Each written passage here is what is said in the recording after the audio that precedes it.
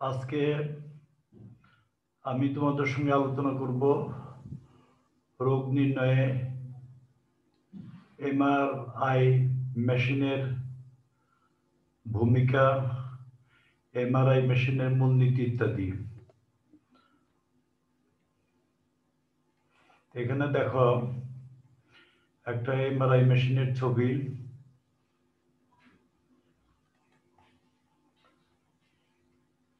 এখন আমরা আলোচনা করি তাহলে রোগ নির্ণয়ে এমআরআই পরীক্ষার মূলনীতি।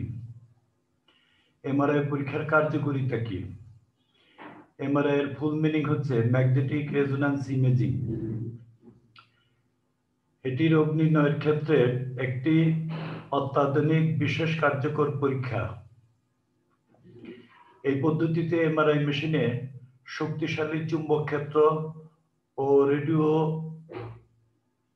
তরঙ্গ দৈর্ঘ্যের শক্তি প্রভাবে ওই মেশিনে থাকা মানবদেহের অসুস্থ কোষে এনএমআর পরমাণুযুক্ত পানির ঘনমাত্রার ভিন্নতার উপর নির্ভর করে পরীক্ষাধীন দেহাংশের অভ্যন্তরের বিভিন্ন তন্ত্র বা অর্গানের একটি ত্রিমাত্রিক ডিজিটাল ছবি বের হয়ে আসে। ত্রিমাত্রিক ডিজিটাল ছবি, এই ত্রিমাত্রিক ছবিকে বলে এমআরআই। এমআরআই মেশিনে ব্যবহৃত রেডিও তরঙ্গ সমূহ উচ্চ ফ্রিকোয়েন্সির এসি কারেন্ট থেকে সৃষ্টি হয়। এসব এমআরআই ডিজিটাল ছবি কম্পিউটারে সংরক্ষণ করা হয়।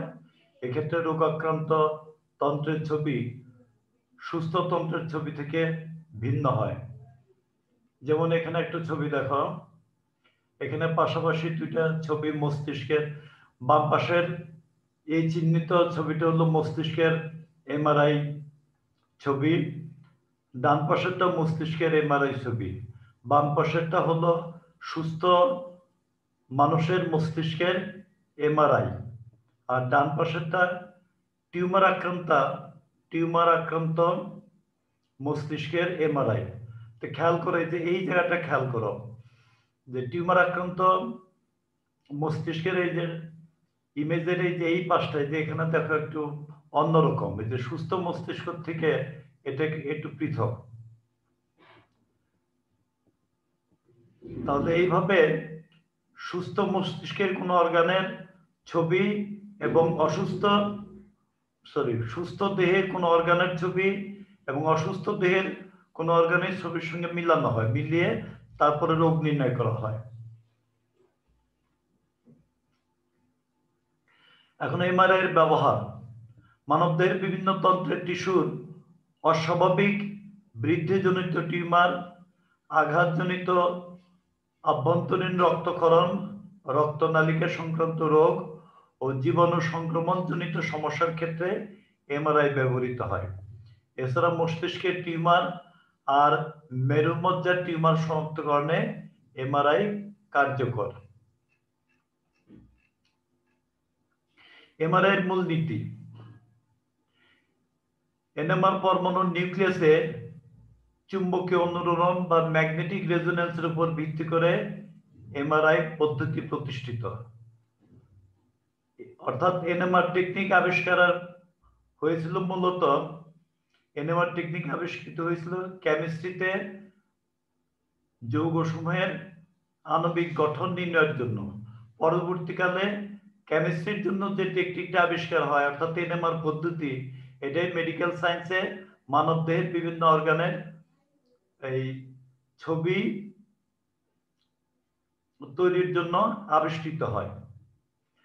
অর্থাৎ কেমিস্ট্রিতে আবিষ্কৃত পদ্ধতিতে পরবর্তীকালে মেডিকেল সায়েন্সে ব্যাপকভাবে ব্যবহৃত হয়।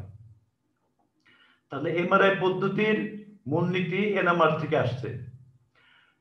তো এমআরআই এর জন্য যে নিউক্লিয়াস গুলো কার্যকর সেটা হলো বিজোড় সংখ্যক নিউট্রন প্রোটন থাকে এরকম পরমাণুগুলো হচ্ছে এনএমআর অ্যাক্টিভ। যেমন এখানে দেখো প্রোটন 1 কার্বন 13, তারপরে F19, এখানে ভর সংখ্যা হচ্ছে বিজোড়। বিজোড় ভর সংখ্যা বিশিষ্ট নিউক্লিয়াস গুলো হচ্ছে এনএমআর অ্যাক্টিভ। জোড় সংখ্যা বিশিষ্ট নিউক্লিয়াস এনএমআর অ্যাক্টিভ নাই। সেই সমস্ত নিউক্লিয়াস ক্ষেত্রে নিউক্লিয়াসের ক্ষেত্রে এনএমআর পদ্ধতি প্রয়োগ করা যায় না। এর কারণ কি? বিজোড় সংখ্যক প্রোটনযুক্ত এনএমআর পরমাণুর নিউক্লিয়াস সমূহের কি থাকে? দুর্বল ম্যাগনেটিক মোমেন্ট থাকে। এটা হলো কারণ। আমাদের দেহের প্রায় 70% হলো পানি। পানির অণুর হাইড্রোজেন পরমাণু হলো বিজোড় প্রোটনযুক্ত এমআরআই সৃষ্টিকারী এনএমআর পরমাণু। আর প্রত্যেকটা হাইড্রোজেন পরমাণুর প্লাস হাফ এবং মাইনাস হাফ স্পিন থাকে। এখন বাইরের থেকে চুম্বক ক্ষেত্র প্রয়োগ করলে বহিস্থ চুম্বক ক্ষেত্রের প্রভাবে, অর্থাৎ বাইরের থেকে যদি আমরা উচ্চ শক্তির চুম্বক ক্ষেত্র প্রয়োগ করি, সেই চুম্বক ক্ষেত্রের প্রভাবে হাইড্রোজেন পরমাণুর নিউক্লিয়াস গুলো দুইটা শক্তি স্তরে সজ্জিত হয়। চুম্বক ক্ষেত্র প্রয়োগ না করলে এরা কিন্তু একই শক্তিতে বিদ্যমান থাকে। বহিস্থ চুম্বক ক্ষেত্রের প্রভাবে হাইড্রোজেন পরমাণুর নিউক্লিয়াস গুলো দুটো শক্তি স্তরে সজ্জিত হয়। এদের একটি স্তর চুম্বক ক্ষেত্র বরাবর বিন্যস্ত থাকে, সেটি হলো কম শক্তি স্তর যুক্ত প্যারালেল স্পিনের নিউক্লিয়াস, অর্থাৎ আলফা স্তর। এই যে এই ছবিটাতে দেখো,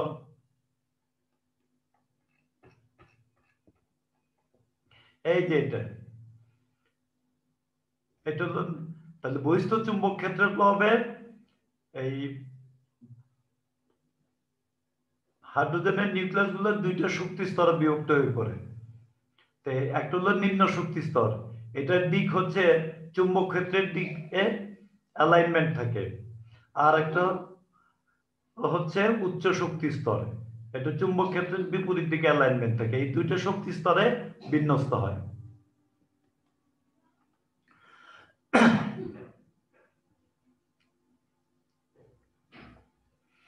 এখন ধরা যাক এই দুই শক্তি স্তরের পার্থক্য ডেল্টা ই সমান এইচ নিউ। এখন এমআরআই পরীক্ষার নমুনার মানুষের মস্তিষ্কের মধ্য দিয়ে ওই উপযুক্ত শক্তির তড়িৎ চুম্বকীয় বিকিরণ প্রবাহিত করলে তখন নিম্ন শক্তি স্তরে থাকা হাইড্রোজেন পরমাণুর নিউক্লিয়াস সমূহ শক্তি শোষণ করে উচ্চ শক্তি স্তরে এন্টি প্যারালেল স্পিনযুক্ত অবস্থা লাভ করে। এক্ষেত্রে উপযুক্ত শক্তি হচ্ছে রেডিও ফ্রিকোয়েন্সি অঞ্চলের শক্তি। এনএমআর বা এমআরআইতে রেডিও ফ্রিকোয়েন্সি অঞ্চলের আলোক শক্তি ব্যবহার করা হয়। ওই রেডিও তরঙ্গ প্রবাহ বন্ধ করার সাথে সাথে ওই শোষিত শক্তি বিকিরণ করে প্রোটনগুলো পুনরায় নিম্ন শক্তির প্যারালেল স্পিন যুক্ত হয়।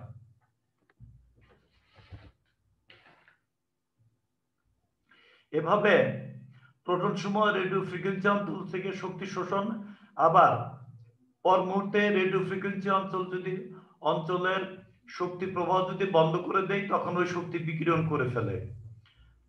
তাহলে কি হয়? প্রোটন সমূহ রেডিও ফ্রিকোয়েন্সি অঞ্চল থেকে যে শক্তি শোষণটা করে, এখন আমরা যদি সেই রেডিও ফ্রিকোয়েন্সি শক্তির উৎস বন্ধ করে দেই, তখন ওই শোষিত শক্তি আবার বিকিরণ করবে। তখন প্রোটন সমূহ দোদুল্যমান থাকা অবস্থায় অনুরণ বা রেজোন্যান্সের একটি সিগন্যাল সৃষ্টি করে। দেখো এই সিগন্যালটাকে আমরা কেমিক্যাল শিট বলি। এই যে নাম্বার সিগন্যাল, এই যে দেখা যাচ্ছে, এটাকে বলা হয় কেমিক্যাল শিট।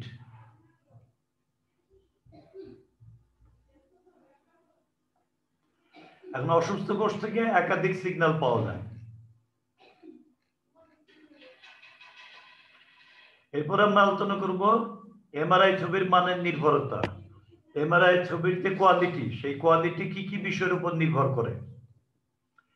এমআরআই পরমাণু দ্বারা রেডিও ফ্রিকোয়েন্সি অঞ্চল থেকে শক্তি শোষণ আর রেডিও ফ্রিকোয়েন্সি অঞ্চলের আলোক রশ্মির উৎস বন্ধের পর ওই শক্তি বিকিরণের এই মধ্যবর্তী যে সময়টা, ওই সময়টাকে অনুরণন সৃষ্টিকারী প্রোটনের স্বস্তিকাল বলে। তাহলে রিল্যাক্সেশন টাইম বা স্বস্তিকাল কি?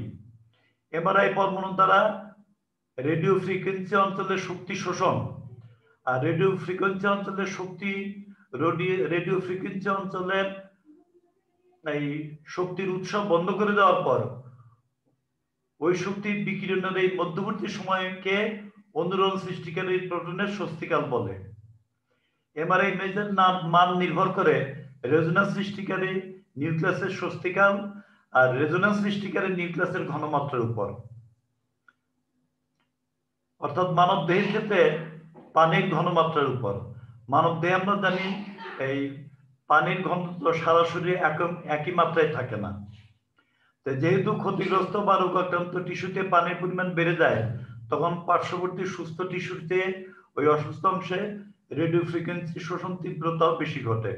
এরপর মস্তিষ্কের কোষের অসংখ্য পানির অণু নিউক্লিয়াস থেকে যে এনএমআর সিগন্যাল পাওয়া যায়, এদেরকে কম্পিউটারে প্রসেস করে মানুষের মস্তিষ্কের এমআরআই ইমেজ পাওয়া যায়।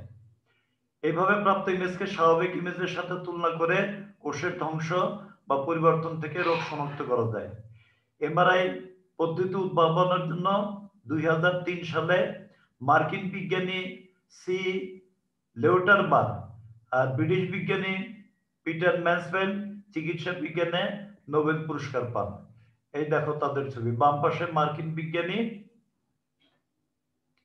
পল সি লিউটারমান আর ডান পাশে পিটার ম্যাসফেল্ড। এই দুজন এমআরআই পদ্ধতির উদ্ভাবনের জন্য নোবেল পুরস্কার পান। তা আশা করি মোটামুটি তোমরা বুঝতে পারছো। আর পাঠ্য বইটা বারবার ভালো করে পড়বে, আর আমার এই ক্লাসটা রেকর্ড আমি তোমাদের দিয়ে দেব, এটা বারবার শুনবে, তাহলে আশা করি এমআরআই এর যে পদ্ধতিটা এটা ভালোভাবে বুঝতে পারবে। তো ঠিক আছে, আজকে পর্যন্তই রাখি। খোদা হাফেজ।